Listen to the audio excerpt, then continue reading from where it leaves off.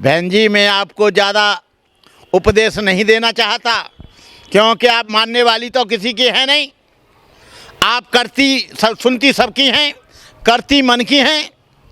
आप भी अपनी पार्टी में एक बहुत बड़ी तानाशाह कहना चाहिए, डिक्टेटर कहना चाहिए, हिटलरशाही कहना चाहिए, वो है आप। बहन जी जो है, पहले आकाश आनंद को इसलिए निकाला कि समाज को ये मालूम पड़ जाए कि बहन जी कितनी कड़क और कितनी अनुशासित हैं।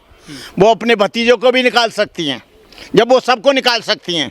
वो एक ड्रामा था, वो एक नाटक था, केवल दिखाने के लिए, लोगों की सहानुभूति लेने के लिए, लोगों में ये संदेश जाए कि बहन जी बड़ी कड़क हैं। लेकिन बहन जी कड़क वड़क कुछ नहीं है। बहन जी परिवारवाद में पूरी उलझ गई हैं। लेकिन आपका बहुजन समाज, आपका भतीजा आकाश आनंद हो गया, आपका भाई आनंद हो गया, आपका रिश्तेदार अशोक सिद्धार्थ हो गया, अशोक सिद्धार्थ की बेटी तुम्हारे आकाश आनंद के लिए शादी हो गई। ये 3-4 लोगों का ही आपका बहुजन समाज हो गया। जिस बहुजन समाज ने आपको सबसे बड़े सूबे, सबसे बड़े प्रदेश उत्तर प्रदेश का 4 बार मुख्यमंत्री बनाया। और ये तुम्हारी औकात नहीं है, इन 3 लोगों की औकात नहीं है जो करोड़ों लोग बहुजन समाज के महापुरुषों को मानते हैं। उन लोगों ने तुमको मुख्यमंत्री बनाया, तुम्हारे आकाश आनंद ने नहीं बनाया, तुम्हारे भाई ने नहीं बनाया।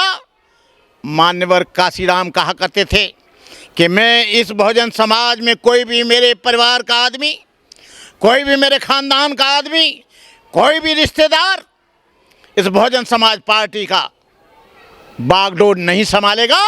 बागडोर संभालेगा तो बहुजन समाज का वो आदमी जो सड़क पर बैठकर गाड़ी का, मोटरसाइकिल का पंचर जोड़ता है, जो जूते बनाता है, जो मेहनत करता है, जो मजदूर है, जो खेती मजदूर है, जो गांव और खेड़े पाड़े में झोंपड़ी में रहता है। हमें कोई ऐतराज नहीं है। आप आकाश आनंद को बनाओ, चाहे अपने चारों भाइयों को बनाओ, लेकिन अंबेडकरी मूवमेंट और बहुजन समाज के मूवमेंट से भटकना नहीं चाहिए। जिस समाज ने तुमको फर्श से लेकर अर्श पर पहुंचाया, और वही समाज है जिससे तुम्हें अर्श से फर्श पे ले आए। हो सकता है आपके पास अरबों की धन संपत्ति हो सकता है आप पे करोड़ों रुपया हो सकता है आप पे हजारों गाड़ियां हो, लेकिन बहुजन समाज ने आपको दिखा दिया कि आपकी विधानसभा में 0 सीट आई, संसद में आप बिल्कुल फेल हो गई, संसद में आपको वोट नहीं दिया। क्यों नहीं दिया? क्योंकि बहुजन समाज को छोड़कर आप अपने परिवार को बहुजन समाज समझने लगी हैं। और बहुजन समाज को जिस दिन आप परिवार समझने लगेंगी, फिर दोबारा आपका वही रुतबा, वही ज़माना, वही समय आएगा। 1 महीना पहले आपने अपने भतीजे आकाश आनंद को निकाला और ये कहकर निकाला कि अभी परिपक्व नहीं है, लेकिन अब वो 1 महीने में परिपक्व हो गया। निकालते समय मैंने कहा था कि बहन जी ने आकाश आनंद को निकाला है, फिर वापस लेंगी। आप पढ़ लीजिए, मेरा देख लीजिए मेरा वीडियो। मैंने कहा ये सब नाटक चल रहा है, और अच्छी बात है आपने ले लिया, लेकिन उन लोगों को कब लोगी जिन लोगों ने बहुजन समाज पार्टी के लिए अपना खून पसीना बहाया, जिन्होंने अपना सब कुछ न्यौछावर किया। बहन मायावती, ये आपको नहीं भूलना चाहिए।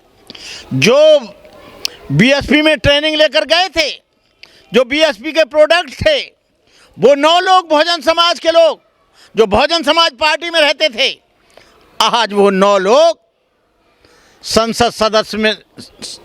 संसद में पहुंच गए।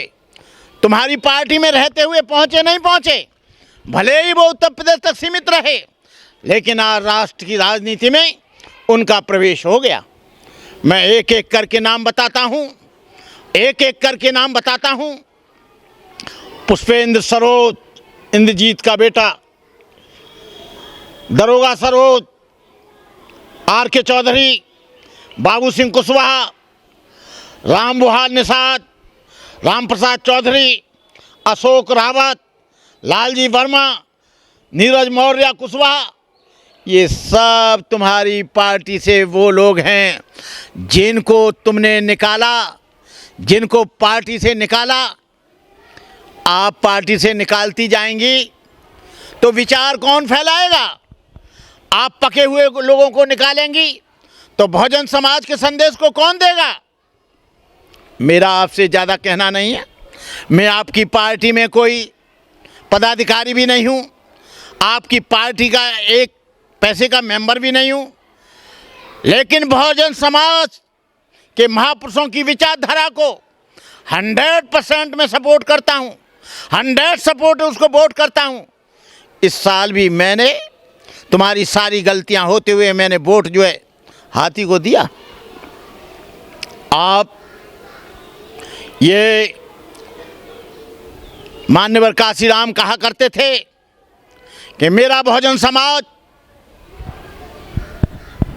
ये पूरा मेरा बहुजन समाज मेरा परिवार है, जो 6743 जातियां हैं, मेरा वो परिवार है।